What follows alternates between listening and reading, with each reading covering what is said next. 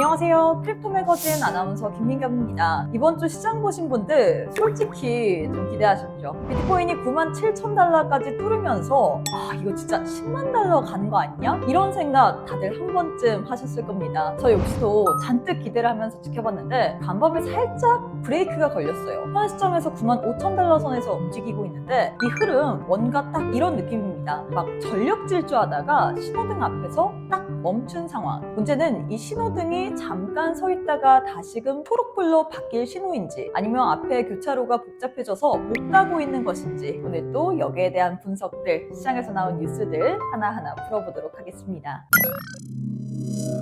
자, 일단 매크로 환경부터 살펴봐야겠죠. 간밤 뉴욕 증시 3대 지수 일제히 상승으로 마감했습니다. TSMC 실적이 예상치를 상회했다는 소식이 어제 아시아장에서 들려오면서 AI 반도체 기술주 전반을 다시금 홍풍으로 작용을 했고요. 신용카드 이자율 10% 상한제라는 이 악재로 하락했었던 은행주도 하루 만에 실적에 대한 모멘텀으로 인해서 반등세를 보였습니다. 경제지표 또한 나쁘지 않았죠. 미국의 주간 신규 실업 보험 청구 건수가 19만 8천 명으로 시장 예상치를 하회하면서 고용시장 여전히 견조하다는 시그널을 우리가 확인해 볼 수가 있었습니다. 여기에 더해 어제 시장을 흔들었던 정치적 불안 요소들 역시나 트럼프가 풀어줌으로써 파월 해임 소문도 부인했고 이란에 대한 공격 역시 부인했죠. 이렇게 거시적인 악재들을 모두 제거해 주다 보니까 시장이 다시 한번 상승세를 보이면서 마감했습니다. 이렇게 뉴욕 증시를 보면 매크로 환경 자체는 비트코인에 크게 불리한 상황은 아닙니다. 그럼에도 불구하고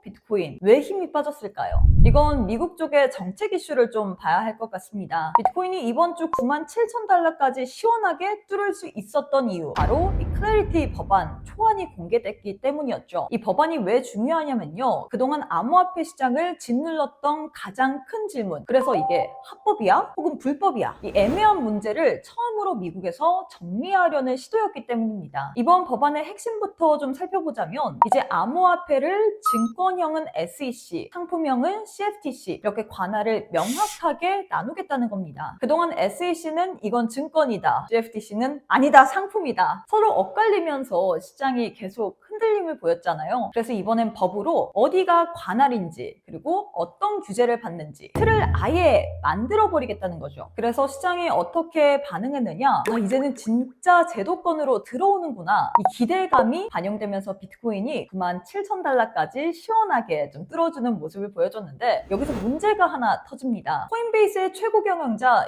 브라이언 암스트롱 CEO가 이 법안에 대해서 강하게 반대하고 나섰죠. 이유는 바로 스테이블 코인 이자 관련된 문제입니다. 이번 초안을 좀 살펴보자면 스테이블 코인은 실사용 목적만 허용하겠다는 이 기조가 굉장히 강하게 나와 있습니다. 그냥 들고만 있어도 이자를 주는 구조가 아니라 결제, 거래, 스테이킹, 유동성 공급 같은 활동 기반 보상만 제한적으로 허용하겠다는 거죠. 그런데 문제는 이 허용 범위가 시장 기대보다 훨씬 좁게 설정돼 있다는 점입니다. 암스트롱 CEO 입장에서는 이건 혁신을 막는 구조다, 이렇게 반발할 수밖에 없는 겁니다. 여기에 은행권은 또 뭐라 하냐면요, 이자까지 허용하면 뱅크런 위험이 커진다, 이런 우려까지도 제기를 했습니다. 결국 업계와 금융권이 정면으로 충돌했고 시장 구조 법안에 대한 이 마크업 일정은 연기가 됐습니다. 원래 1월 15일로 예정이 되어 있었죠. 시장이 여기서 일단은 한 발 물러선 상태인데요. 그런데 또 중요한 포인트가 있습니다. 이게 법안이 깨졌다는 얘기가 아닙니다. 브라이언 암스트롱 CEO는 CNBC 인터뷰에서 이렇게 이야기를 했죠. 현재 법안이 그대로 심사로 들어가면 치명적인 문제들이 있다. 하지만 새로운 초안을 작성할 기회는 충분히 있다. 즉 끝난 게 아니라 조정 국면에 들어간 거다, 이렇게 보는 게 훨씬 더 정확할 것 같습니다. 그래서 비트코인도 급등 이후에 숨고르기에 들어간 거고요. 현재는 다시금 95,000달러 선에서 방향을 잡으려는 구간이다 라고 해석을 해볼 수가 있을 것 같습니다.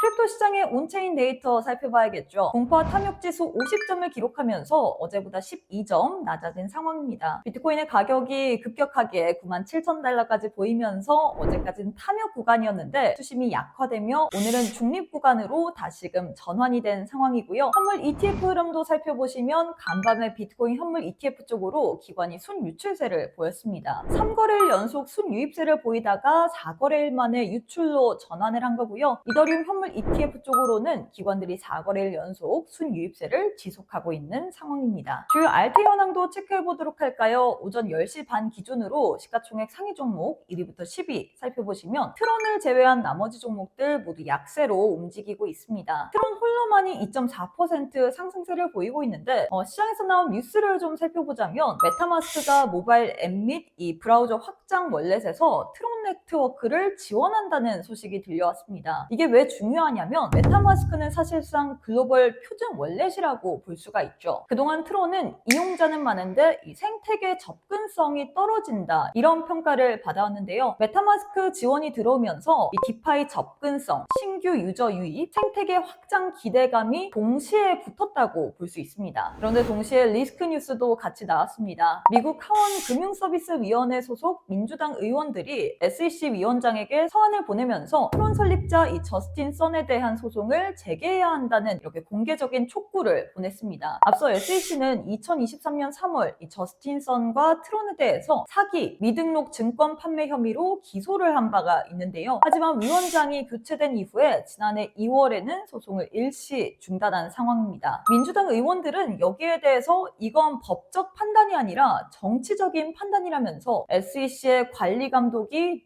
느슨해졌다고 강하게 비판하고 있습니다. 그렇기 때문에 트론은 호재와 리스크가 동시에 존재하는 구간이라는 점 짚고 넘어가야 될 것 같고요. 알트 시장 전반에 중요한 좀 호재성 뉴스가 하나 더 나왔습니다. 바로 CME 그룹 소식인데요. 외신에 따르면 CME 그룹이 암호화폐 파생 상품 라인업을 확대하면서 카르다노 에이다, 체인링크, 스텔라 선물 상품을 출시할 계획이라고 밝혔습니다. 출시 일정은 2월 9일, 현재는 규제 당국의 승인 절차를 기다리고 있는 상황이고요. 이번 상품은 일반 선물 계약, 마이크로 선물 계약 이렇게 두 가지 형태로 출시될 예정이라고 합니다. 이 뉴스가 왜 중요하냐면 CME는 기관 투자자들이 가장 신뢰하는 파생 상품 거래소 중 하나입니다. CME에서 선물이 나온다는 건 단순히 알트코인 이슈가 아니라 기관 자금이 접근할 수 있는 길이 열린다. 제도권 편입이 한 단계 더 진행된다. 이렇게 좀 해석을 해볼 수가 있겠죠. 특히 에이다, 체인링크, 스텔라 같은 종목들은 이미 글로벌 결제, 데이터, 인프라 쪽에서 실사용 내러티브가 있는 코인들이기 때문에 이번 CME 선물 출시는 중장기적으로 긍정적인 신호로 우리가 좀 해석을 해볼 수가 있을 것 같습니다.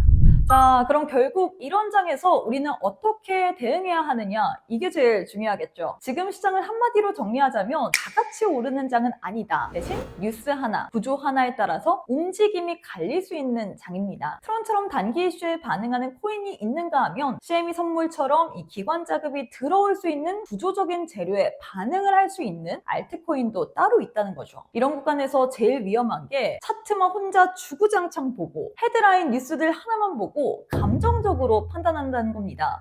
왜 얘만 오르지? 이거 지금 들어가도 되나? 이제로 단기야 중기야? 이걸 혼자서 고민하기 시작하면 오히려 판단이 꼬일 수밖에 없습니다. 그래서 이런 장일수록 더 중요한 게 정보를 빨리 공유하고 관점도 빨리 같이 나누는 겁니다. 지금처럼 비트코인이 방향을 잡는 중이고 알트는 종목별로 갈리고 정책, 제도 이슈까지 얽혀있는 장에서 혼자 버티는 것보다 여러 시각을 동시에 확인하는 게 훨씬 더 유리할 텐데요. 그래서 제가 소통방을 계속해서 말씀드리는 이유가 바로 이겁니다. 소통방 오시게 된다면 지금과 같은 이런 장 속에서 전문가들이 어떻게 시장을 좀 살펴보고 있는지 정책적인 이런 CME 같은 뉴스들 단기인지 중기인지 어떻게 해석이 나뉘는지 그리고 내가 헷갈리는 부분 있잖아요. 부담 없이 이런 부분을 바로 물어볼 수 있습니다. 지금은 누가 맞다 틀리다 이렇게 가리는 장이 아니라 흐름을 놓치지 않고 우리가 빠르게 좀 판단을 하는 게 더 중요한 시기일 것 같은데요. 이런 장일수록 혼자서 고민하는 것보다 크립토 매거진과 함께 시장 보시는 게 훨씬 더 현명할 것 같습니다. 유튜브 고정 댓글 보시면 크립토 매거진 들어오실 수 있는 링크 하나 보이실 텐데요. 들어오셔서 우측 이 문의하기 버튼 누르시고 소통방 참여 원합니다 라고 남겨주시면 보다 자세한 안내 도와드릴 예정입니다. 또 지금 새해 이벤트 같이 진행 중입니다. 아직까지 신청 안 하신 분 없겠죠? 1등은 무려 상품권 50만원, 2등은 30만원, 3등은 5만원 거기에 상품권과 커피 쿠폰까지 생각보다 꽤 넉넉하게 준비되어 있기 때문에 부담 없이 들어오셔서 이벤트 신청도 해보시고 그리고 또 시장 이야기 나누면서 같이 한번 대응해 보시면 좋을 것 같습니다.